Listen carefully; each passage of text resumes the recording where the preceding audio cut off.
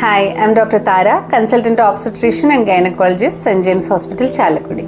ഇന്ന് ഞാൻ പറയാൻ ഉദ്ദേശിക്കുന്ന ടോപ്പിക് PCOD അല്ലെങ്കിൽ PCOS നമ്മൾ ഏറ്റവും കൂടുതൽ കേൾക്കുന്ന ഒരു വാക്കാണ്.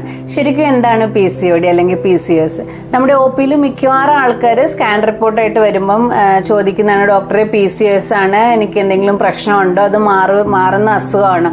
ശരിക്കും PCOD അല്ലെങ്കിൽ PCOS എന്ന് പറയുന്നതിന് ഒരു ക്രൈറ്റീരിയ ഉണ്ട്. ഇതിനകത്ത് ഇറഗുലർ സൈക്കിൾസ് കാണും, പിന്നെ മെയിൽ ഹോർമോൺസ് കൂടുതലായിരിക്കും, അതുമൂലം acne, hair fall, unwanted hair, പിന്നെ നെക്കിന് ചുറ്റും കറുത്ത പാടുകൾ, ഇങ്ങനെയൊക്കെ കാണും. പിന്നെ സ്കാനിൽ നോക്കുമ്പം പോളിസിസ്റ്റിക് ഓവറീസ് എന്ന് പറഞ്ഞാൽ സാധാരണ പ്ലെയിൻ ആയിട്ടുള്ള ഓവറീസ് ആണ്, പക്ഷെ ഇവിടെ സിസ്റ്റുകൾ, ഓവറിയുടെ ചുറ്റും കൂടുതലായിട്ട് സിസ്റ്റുകൾ കാണുന്നതായിട്ട് നമുക്ക് കാണാം. അപ്പം ഈ കണ്ടീഷനിൽ കുറേ അധികം സിസ്റ്റുകൾ വളർന്നു വന്നിട്ട് ശരിക്കും ഒരു പ്രോപ്പറായിട്ടുള്ള ഒരു ഓവുലേഷൻ നടക്കുന്നില്ല. അതുകൊണ്ടാണ് എല്ലാ മാസം ഇവർക്ക് കൃത്യമായിട്ട് പീരിയഡ് ആകാത്തത്. PCOD മെയിനായിട്ട് ലൈഫ് സ്റ്റൈൽ ഡിസീസാണ്. അപ്പം നമ്മൾ കൃത്യമായിട്ട് 8 hours ഉള്ള സ്ലീപ്പ് അത്യാവശ്യമാണ്.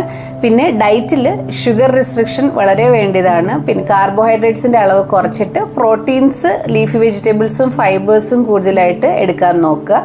എക്സസൈസ് മസ്റ്റാണ്. അറ്റ്ലീസ്റ്റ് ഒരു 30 to 45 minutes എന്നും ബേസിക്കലി വാക്കിങ്ങോ അല്ലെന്നുണ്ടെങ്കിൽ സ്വിമ്മിങ്ങോ ഡാൻസിങ്ങോ സൈക്ലിങ്ങോ എന്തെങ്കിലും തരത്തിൽ സ്വെറ്റ് ചെയ്യുന്ന രീതിയിലുള്ള എക്സസൈസുകൾ ചെയ്യുക. ഈ ലൈഫ് സ്റ്റൈൽ മോഡിഫിക്കേഷൻ അറ്റ്ലീസ്റ്റ് ഒരു 3 to 6 months വരെയെങ്കിലും സ്ട്രിക്റ്റ് ആയിട്ട് ചെയ്തിട്ടും പീരിയഡ്സ് റെഗുലർ ആകുന്നില്ല, ഒരു മാസത്തിൽ 2 തവണ ബ്ലീഡിങ് അല്ലെങ്കിൽ പീരിയഡ് തുടങ്ങിയാൽ നിൽക്കാതെ കണ്ടിന്യൂസ് ആയിട്ട് 20-21 days 25 days ഒക്കെ കണ്ടിന്യൂസ് ബ്ലീഡിങ് വന്നാൽ അനീമിയ ഒക്കെ വരാൻ സാധ്യതയുണ്ട്.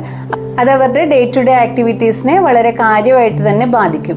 So life style modification strict ആയിട്ട് ചെയ്തിട്ടും പീരിയഡ്സിൽ ഭയങ്കര ഇറഗുലാരിറ്റീസ് ആണെന്നുണ്ടെങ്കിൽ നിർബന്ധമായും ഗൈനക്കോളജിസ്റ്റ് ഡോക്ടറിനെ കണ്ട് ഹോർമോൺ ടെസ്റ്റുകൾ ചെയ്യണമെന്നുണ്ടെങ്കിൽ അത് നിർബന്ധമായിട്ടും ചെയ്യേണ്ടതാണ്.